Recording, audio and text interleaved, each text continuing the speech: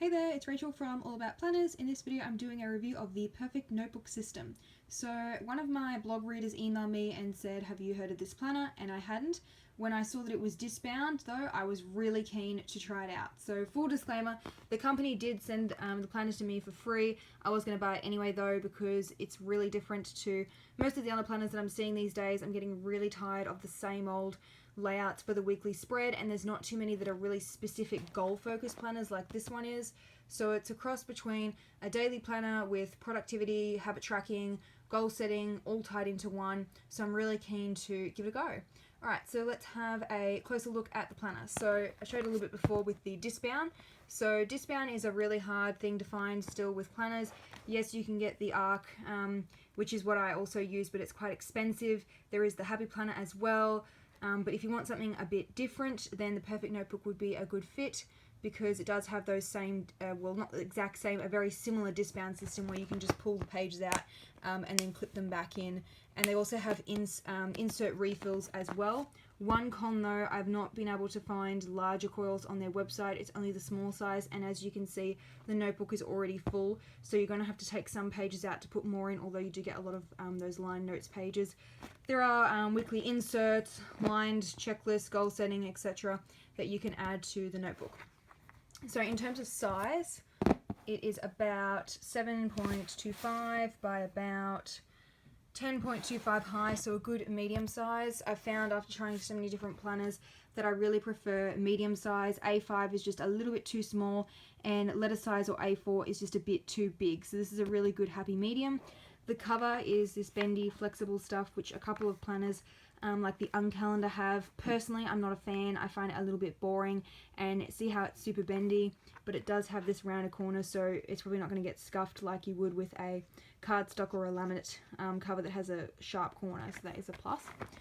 Okay, so the notebook itself has two of these page marker, like bookmark insert things, which is very handy to keep your place. And I like that there's two because most planners, if they include a bookmark or a page marker, they just put in one. And to me that's kind of annoying because I usually have multiple things like a note section at the back and then the current weekly view that I'm looking at. So it's good that it's got two, and you can pull those out and rearrange them to wherever you want and have them sticking up the top as well if you move them up the disc to hold your place.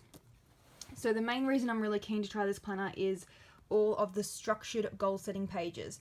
So it really annoys me when a planner has says that it has a goal setting section, but all it says is just goals at the top of a blank page. I'm like, that's not really gonna do anything, you know what I mean? Like a blank page, I can get that anywhere, whereas this comes with structured pages and it also tells you how to use them, which is really good. I like when they give you some ideas and then you can adapt that to your own and use this as like a starting point.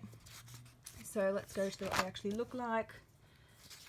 Alright, so while this is intended as a daily planner with a day to a page, I'm thinking about using it as a weekly planner.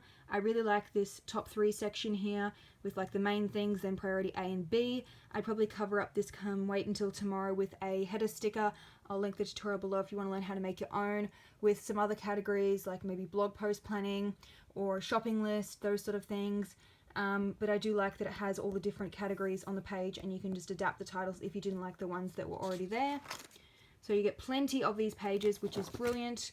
And with the disbound thing, it's just like all the other ones, you just pull the pages out and then slot them back in, which is really handy. Love being able to rearrange it into whatever page order I like.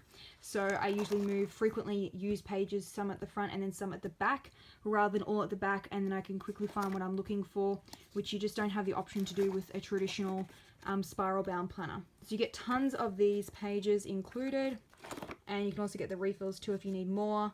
So if we go to the goal setting pages, sorry, I should have used one of those bookmarks to mark the place before I started filming. Okay, so you get a fair few of these pages, so let's start with one of them at the very front. So we go to number 1. So we've got the professional goals, and then you can put your top 3. Love that. I always do top 3 for daily, weekly, monthly, and annual. So I really like that this planner already has that built into it. And then you've got a little note-taking space for each one, and you can track how it's progressing. And it's got it for all the different categories of your life as well, which is always very handy. Okay, and then we go into the reflection section. So once you've like worked on them, you can look back and see, okay, where do I need to improve? I like all these questions, not too much space to record, so you have to be really specific, not rambling along. Okay, and then we go to the next one. So there's quite a few of these pages, which is good because most will just include like 2, and for me that's not enough. I like to have lots of them. So there's tons of these, 10. Okay, and now we go into the big blocks section. So this one's more your personal stuff, whereas the other one is more of, I consider it that I would use it for my blog and business, and then we've got some personal ones. So same sort of categories that most people track.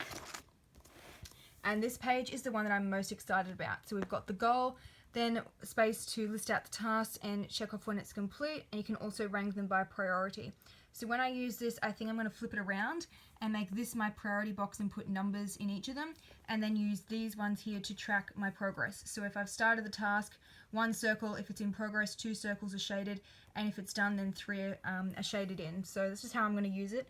I really like when they have the little multiple circles because I tend to always do that. Alrighty, so keep going. Lots of these goal setting pages, as you can see. The planner is from Israel, by the way, which I thought was cool because I have not seen another planner come from there. They're mostly USA based. Okay, so then we've got some lined paper. Not some, we've got tons. Look how much lined note paper is in this thing. That is freaking awesome. Because not many include lined paper. It will just be 1 or 2 pages. To me, that's really useless. I can't do anything with that. But this is heaps.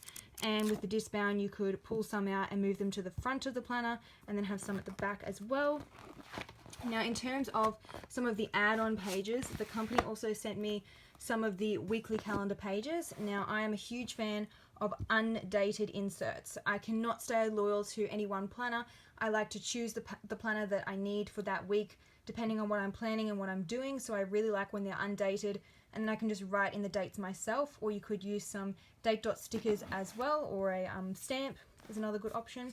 So these ones are already punched, ready to put straight into the notebook. And if you have a look at the layout, we go from Monday week start, which seems to be the most popular for planners starting, ending on Sunday, a little box to put in the date. I always do this too with the week number, with the dates that it starts and ends, and I like that that's up the top because then when you're flicking through your planner, you can see that in the top corner. Starts at 7 a.m, ending at 9:30 p.m, which isn't too bad. Some planners start at the ridiculous hour of 6 a.m. I don't know about you, but I am still asleep at that time. I do not roll out of bed that early. So I do like that this one extends it a little bit later.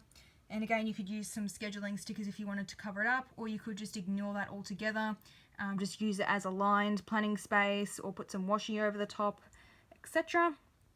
And these boxes down the bottom I thought were pretty good, like deadline today, so you can flag your most important things, or you could change it and use a header sticker and put meal planning or anything else that you like in that space.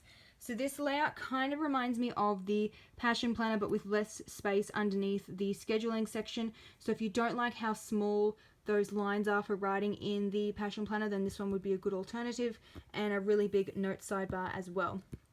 So you get a ton of these inserts, and you can just add them as you need them. You don't have to lug around pages that you won't need. So I really don't see the point in lugging around pages for November, for example, when it's February, because it's so far in advance.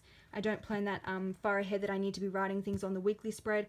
I usually just use one of those annual dates at a glance planners and just put in things that are happening then, and then I plan it in detail as it gets closer to the date, because if I plan it like 6 months or more ahead, things are going to change, and it's just a pointless waste of time to me to be lugging around those pages that I'm not going to need for ages. So on the whole, I do like the notebook. I wish that it did have larger coil options so you could upgrade to fit more into the notebooks. But because it is disc bound, you can keep refilling, and you don't have to purchase a whole new one.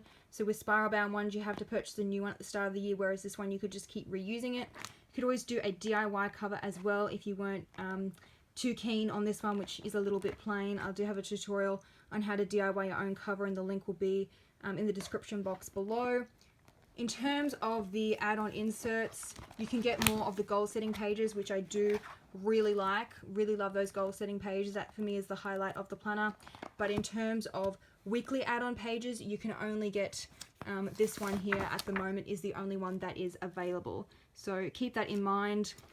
could always DIY your own and add them in if you really wanted to. So on the whole, quite like this notebook. A good alternative if you want a discbound system, but you want to still be able to use inserts that are already made. You don't have to completely DIY if you didn't want to. So I'll have the link to the blog post with the pen testing also linked in the description box below, and I hope you found this helpful.